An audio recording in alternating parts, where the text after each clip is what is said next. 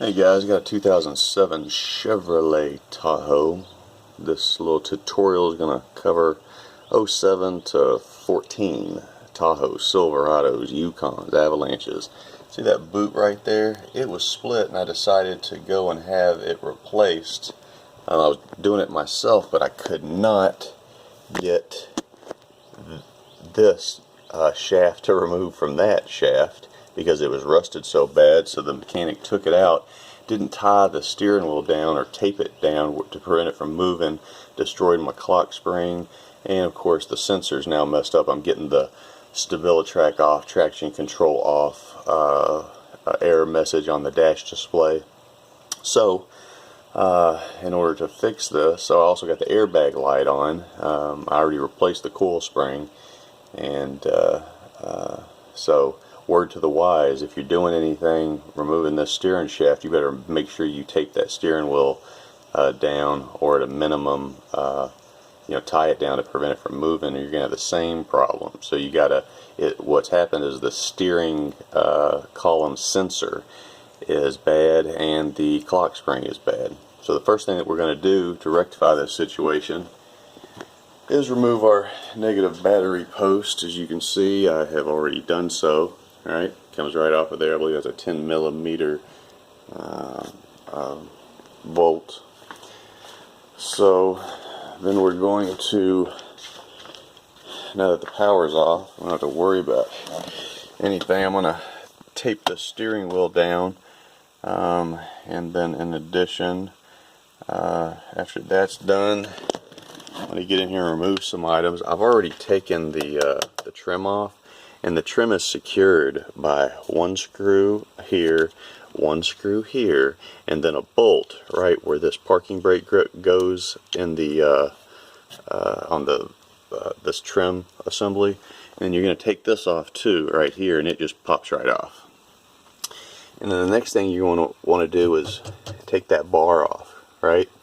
That sensor is right back there. You see that green trim, that kind of key lime looking trim? That's where the sensor resides. So that is where we're going. So once this gets removed, then we're going to go right down here. See if I can get it where you can see it.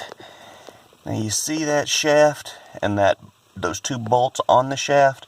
We're going to remove that so the steering column can be disengaged. And of course we'll have to disconnect this airbag wire right here and a couple other wires.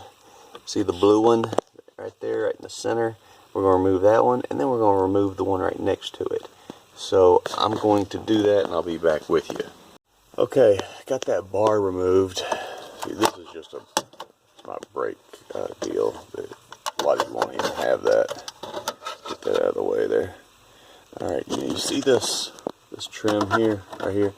That's the air conditioner, right? And it holds in with a screw that goes into that hole right there. So I popped it off, and then it's as simple as just sliding it right off, right? Get it right out of the way, and I'll set that right back here with the bar. So now I'm going to, oh, and by the way, these were 10 millis that came off of here, just FYI, 10 millimeter. Alright, so now the back one right back there is going to be a 15 milli. So I'm going to go right back here. That fits right on there, and we're going to take that off, and then we can remove the wires, pull that out, unplug our sensor right there, slide the trim, that black trim, off the top of it, and then we're going to pull that sensor off and put a new sensor on. But first, before I do that, I'm going to go ahead and tape the steering wheel down. Okay, we've got our steering wheel taped down, alright, so it doesn't want to move on us. Because you do not want to break this clock spring in here. There's a clock spring behind this airbag, and it associates, works these controls here. In addition to it's your airbag light, and it'll break if you turn that steering wheel while doing this. So you want to make double darn sure that you don't do that. Alright, so I'm going to go ahead and remove that bolt down there, and I'll be right back. Okay, I've got that bolt loosened up. The one item that I forgot to tell you about is there's 4 bolts. Right there's 1, 2, and then 3. And there's one, I can't really see it too good. It's right back there. 4. So there's 4. Those are 15 millimeters as well. And then that's going to disconnect the shaft and allow it to become free. But we're going to go ahead and remove these electrical plugs. So right here is our first one. Alright.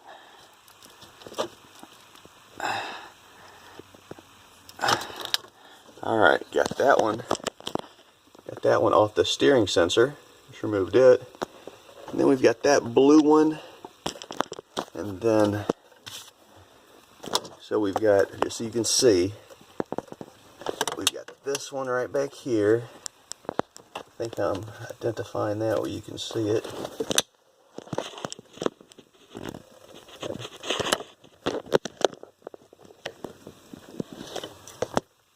And then this one.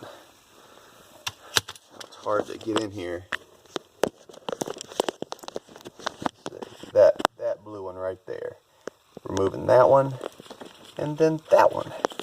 And then this one, and then we're going to undo those bolts, and we're going to be ready to pull that off the shaft and go ahead and start replacing that sensor. So as soon as I disconnect those 4 bolts and these wires, then I'm going to take that black trim off the sensor, pull it off, then pull the sensor off, and then we're going to put the sensor off. And there's a little trick to that. I'm going to show you that as well. Alright guys, so I removed that green plug. It's pretty self-explanatory. Just, just pinch that piece there on the right and pull it right out. The blue one is a little different. See those little gray tabs? What we're going to do is we're going to fold this back. And hold on one second. Okay guys. Alright, so I'm going to reach my hand up through here. So what we're doing here is you pinch these, right? And that allows this to then be able to be pulled back, and then you can pull it loose. Alright, so I know I didn't know how to do it at first. It took me a minute. I wanted to make sure you guys knew. Okay guys, let's see here. Alright, so I've got the 4 bolts removed. Okay, the bolts are out. I've lowered this, rested it on the seat here. Now there's other videos that I've seen online, and they say you got to remove this whole thing, and they did, and that might make things a little bit easier. But you've got to disconnect this cable for the transmission, and I didn't want to do that because I'm just not familiar with it. And I know I can do it this way. So what I'm going to do is I'm going to try to get in here where you guys can see what's going on here. Okay. So right there, that black trim, we're going to remove that. It's kind of clipped in, so we're going to just kind of undo those clips and slide that black trim piece off. Then we're going to slide the sensor off.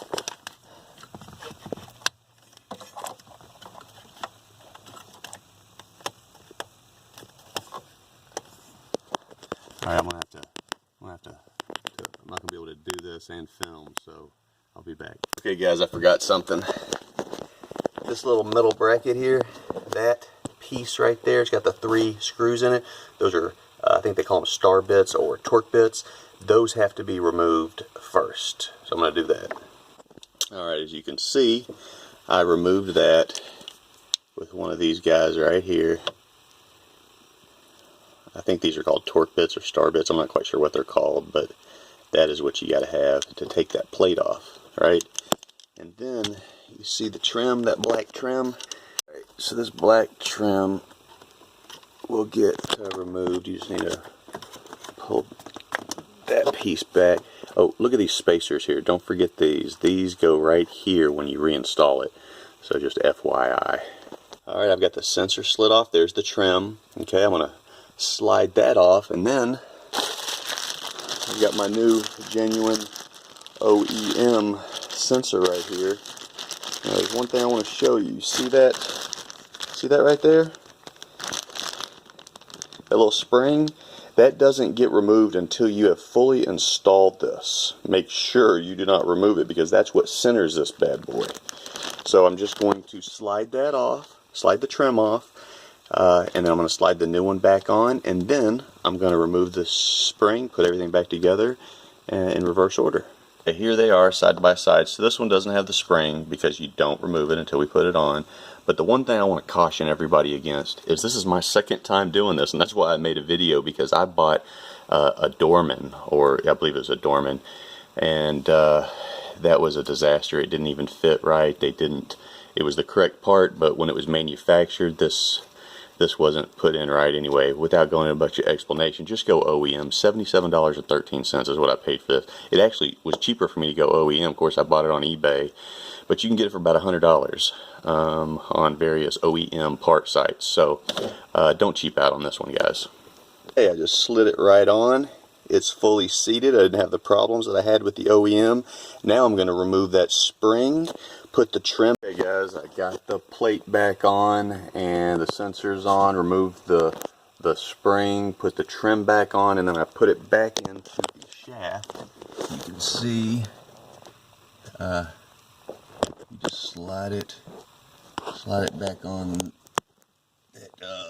right there. Just slide it back on there first. Put your screw on.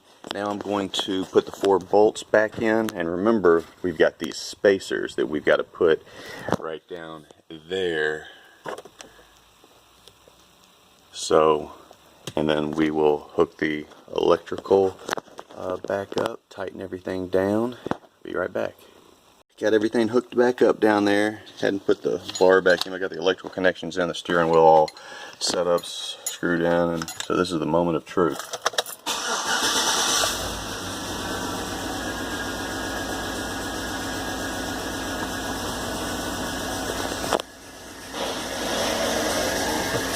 Haha, look at that.